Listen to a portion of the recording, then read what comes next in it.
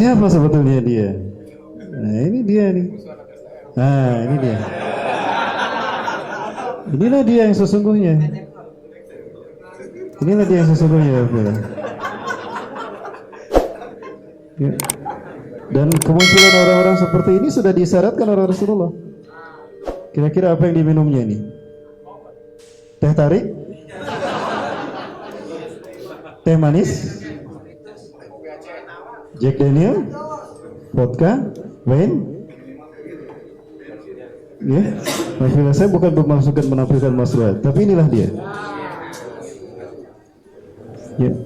Dan ngomong kayak gitunya pakai peci, pakai baju takwa, karena ada pesanan di belakang. Kan? Nah ini Wafila, menghancurkan umat Islam dengan orang-orang munafik yang bisa dibeli iman Islam. Nih, aku ingin punya proyek ini. Kamu pengen berapa?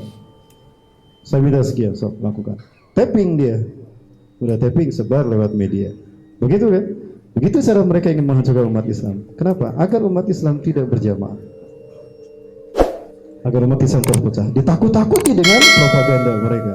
Tadi kayak serigala naik ke atas bukit, dia memancarkan propaganda, memecah belah para biri-biri tadi. Subhanallah. Ini realitas umat hari ini.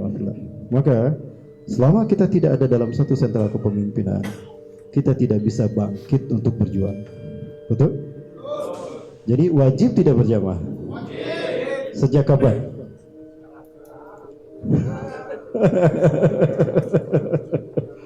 Sejak nanti 2024 habis periode ini. Enggak. Baik, Iwabillah. Baik, untuk mengarahkan ke konsep ini, saya bertanya Iwabillah. Tolong jawab dengan jujur ya, dengan keyakinan antum sekalian. Wajib tidak kita taat kepada Allah? Kalau kita tidak taat kepada Allah, hukumnya apa? Non-muslim, kafir. Kasih tahu Dajjal, nanti kalau datang ke Indonesia tutup dulu, tulis non-muslim. Karena nggak boleh ada kata-kata kafir di Indonesia. Selamat datang di Indonesia akhir zaman. Jangan sebut saya Ustadz akhir zaman ya, sebut saya Ustadz akhir bulan. Lelah saja Ustadz akhir zaman, salah ngomong ditangkap. Ya.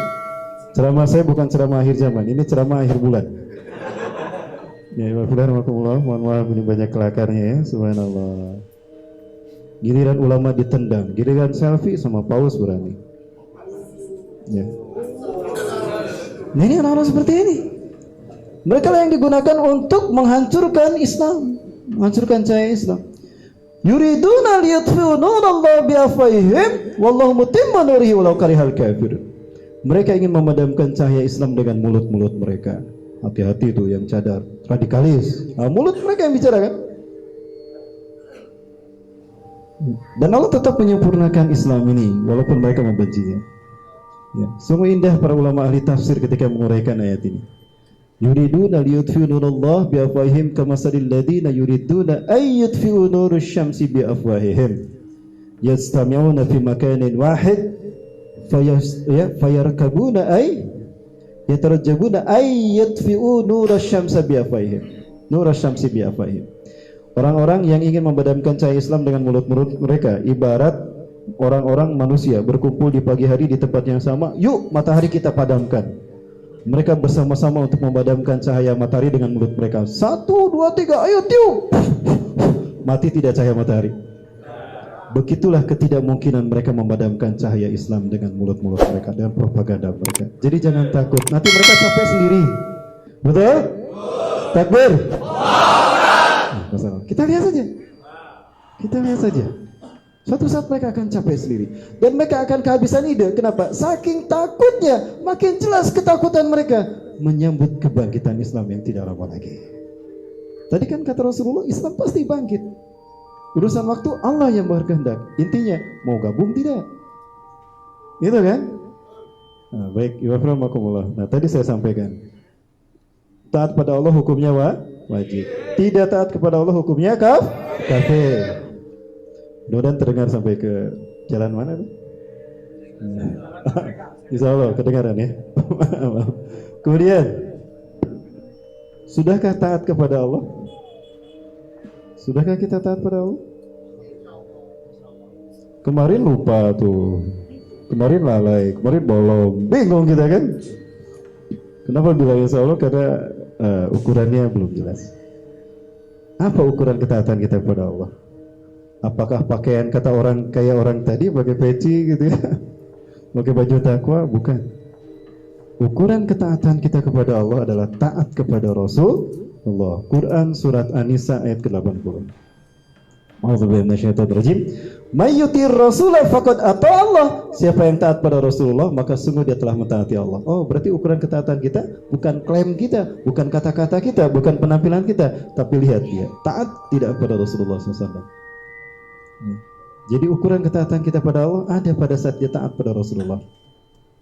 Kalau taat kepada Allah wajib dan Rasulullah ukurannya, maka taat kepada Rasulullah hukumnya juga wajib. Sehingga yang tidak taat pada Rasulullah kafir. Pertanyaan berikutnya, sudahkah kita taat pada Rasulullah? Sudah Ustaz, kapan ketemu Rasulullah? Ayo.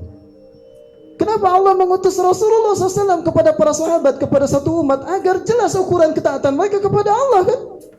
Karena Rasulullah ada di tengah-tengah mereka. Para sahabat bisa diukur ketaatannya kepada Allah. Rasulullah ada di tengah-tengah mereka. Hari ini Allah gaib, Rasulullah sudah tidak ada. Apa ukuran ketaatan kita pada Allah dan Rasul? Apakah klaim kita sebagai ahlu sunnah, yang lain ahli subhat, ahli bid'ah? Bukan. Lalu apa ketaatannya? Kembalikan kepada Allah, bukan kepada logika kita. Karena perintahnya dari Allah dan Rasul kan dari Quran. Kembalikan pada Quran. Surat An-Nisa ayat 59. A'udzubillahi minasyaitonir rajim. Ya ayyuhalladzina amanu atiullaha wa atiur rasula wa ulil amri minkum. Hai orang-orang beriman, taatlah kamu pada Allah, taatlah kamu pada Rasulullah dan ulil amri di antara kalian. Taat kepada Allah wajib, ukurannya Rasulullah. Oh, berarti Rasulullah wajib juga ditaati. Rasul sudah tidak ada, maka ukurannya ulil amri. Maka mentaati ulil amri, hukumnya wajib.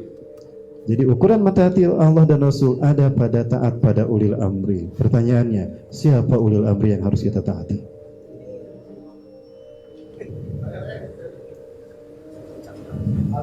Pak Jokowi? Pak Menteri Agama? Ketua MUI? Ini dia orang sekalian yang tidak ada dalam kehidupan kita kan? Lalu bagaimana kita mau disekatakan berjamaah? Coba lihat di dalam Quran surat Al-Isra ayat 71. Yauma nad'u kulla unasim bi imamihim. Ingat pada hari di mana kami panggil setiap manusia dengan pemimpin mereka. Kalimatnya imam artinya satu. Bukan a'immatin. Ya. Faman utiya kitabahu bi yaminihi faulaika yaqra'una kitabahum. Faulaika yaqra'una kitabahum wa la yuzlamuna fatila. Ingatlah pada hari kami panggil semua umat dengan imam mereka, pemimpin mereka. Satu, tidak dua, tidak tiga. Setelah datang imamnya, baru dibuka buku catatan amalnya, baru dihisab. Pertanyaannya, apakah presiden yang akan mendampingi kita saat amal ibadah kita dihisab? Apakah menteri agama? Apakah ketua MUI? Apakah ketua DKM? Bukan. Lalu siapa yang akan menjadi saksi? Kalau para sahabat Rasulullah, umat Nabi mereka, nah kita Rasulullah tidak hadir bersama kita. Ulil amri minkum, itu yang akan menjadi saksi saat amal ibadah kita dihisab. Maka ketiadaan ulil amri, lalu dengan apa ketaatan kita pada Allah dan Rasul diukur? Harusnya ke sana arah pergerakan umat Islam akhir ini. Kalau ingin bangkit, berjamaah. Dan kalau tidak berjamaah berarti kita syirik. Tadi kan berpecah belah dalam beragama syirik. Berarti hanya orang yang berjamaah yang telah mengimplementasikan tauhidnya secara kafah. Betul ya Bila? Nah, baik. Jadi kapan mau berjamaah? Sejak kita meyakini ayat-ayat tadi kan. Jadi insya Allah ya saya tagih ya, keluar dari masjid ini kita berjamaah. Kita cari ulil amrinya. Yuk kita ke Mekah. Siap ke Mekah?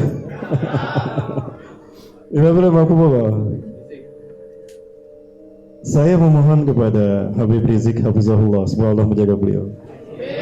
Doakan mudah-mudahan beliau tetap sehat walafiat. Allah melindungi beliau ya Allah. Lindungilah beliau ya Allah. Karena istiqomahnya beliau adalah kehormatan kami umat Islam Indonesia ya Allah. Keberadaan beliau dengan perjuangannya adalah bukti perjuangan pencipta kami kepada Engkau ya Allah. Karena perjuangannya adalah bukti cinta kami kepada Rasulmu ya Allah. Maka saya berharap sampai ibadah haji tahun depan, tolong Habib tunggu di Mekah, jangan dulu pulang. Khawatir Imam Mahdi dibaiat tahun depan. Kok saya bilang khawatir dibaiat tahun depan? Jadi sudah kita bahas ya, di masjid mana? Al-Mukhlisin. Ya, ada satu WA sampai ke Ustaz Zulkifli Muhammad Ali, guru kami insyaallah. Semoga Allah menjaganya. Ya. Nah, surat ini WA ini, WA apa SMS kayaknya. SMS ini datang dari seseorang yang sudah 20 tahun tinggal di Madinah. Beliau orang Indonesia. Beliau menyampaikan, Assalamualaikum Ustaz. Saya Fulan bin Fulan. Saya tinggal di Madinah sudah 20 tahun. Saya di Madinah belajar ilmu hadis. Ini adalah WA SMS saya yang pertama dan terakhir. Setelah SMS ini saya akan buang kartunya. Akan saya bakar kartunya. Dan akan saya hapus SMS ini. Saya sudah mengenal selama 20 tahun ini beberapa ulama-ulama ahli hadis yang ada di Madinah, di Universitas Madinah ini, yang ada di Madinah ini. Dan saya bersama dengan seseorang sudah lama selama 20 tahun ini saya bersama-sama dengan seseorang yang semua ciri-ciri Imam Mahdi ada pada orang ini, baik secara fisik ataupun secara akhlak. Kearifannya, akhlakul karim. Kami melihat seolah-olah Rasulullah ada pada pribadinya. Itu sebagaimana Rasulullah SAW sampaikan. Para ulama ahli hadis ini mereka bersepakat untuk berbaiat padanya. Ibsit yadaka nubayuka ala sami' wa ta'ah. Ulurkan tangan Anda, kami berbaiat pada Anda untuk mendengar dan taat. Sami'na wa ta'ana. Ya. Tapi beliau menolak. Lah, lastu mahdiyan, ana ihda minal ansar. Huwa afdalu minni, huwa asy-syaikh hada asghar minni, ahsanu minni, akbaru minni, a'zamu minni. Saya ini lebih baik daripada saya, ini lebih mulia dari saya. Si fulan lebih baik daripada saya. Beliau menolak. La, anta afdalu minna, anta akramu minna. Wa anta ahakku minna. Anda lebih berhak dari kami. Ibsit yadaka, ulurkan tangan Anda.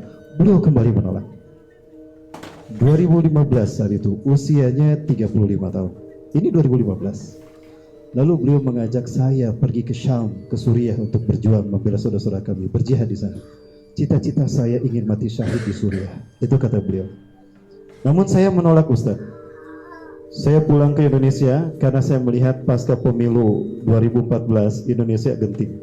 Maka intinya beliau pulang ke Indonesia. Selesai beritanya seperti itu. Saat itu beliau ini namanya sama, disebutkan Muhammad bin Abdullah, dari keturunan Al-Hasan. Ya. Dan beliau usianya 35 tahun 2015. Berarti sekarang berapa usianya? 39 tahun. Rasulullah SAW menyebutkan innahu yab'asuhullahu fima kuntu ba'asani Allahu fi umri ba'asallahu. Saat dia diutus untuk menjadi Imam Mahdi, usianya sama dengan usia aku diutus. Ya, berapa berarti? 40 tahun usia Imam Mahdi. Sekarang 39. Berarti 40 tahunnya kapan? Tahun depan. Dan beliau dibaiat setelah wafatnya seorang raja penguasa Mekah. Dan tidak ada lagi raja menurut kita kecuali Raja Salman. Mayor Jenderal Abdul Aziz Al-Fagham, satu-satunya orang terkuat yang membuat Raja Salman terlindungi. Sekarang beliau sudah tidak ada. Berarti tidak ada lagi yang terkuat yang bisa melindungi Raja Salman. Apakah ini akan berakhir dengan wafatnya Raja Salman? Wallahu a'lam bishawab. Yang jelas sudah ada 3 putra mahkota yang sedang berebut kekuasaan. Bukankah Rasulullah mengatakan demikian? Yaktatilu salasatun 'inda kanzikum, akan berperang 3 orang di antara kalian. Ya, di sisi kanzikum, di sisi Ka'bah. Kulum ibnu khalifatin, 3-3-nya anak raja. Artinya mereka putra mahkota. Subhanallah. Andaikan ini terjadi tahun depan, subhanallah, Imam Mahdi berarti sudah ada. Dan kalau beliau ada, mudah-mudahan Habib Rizik Syihab ini menjadi wakil kita untuk berbaiat kepada Imam Mahdi.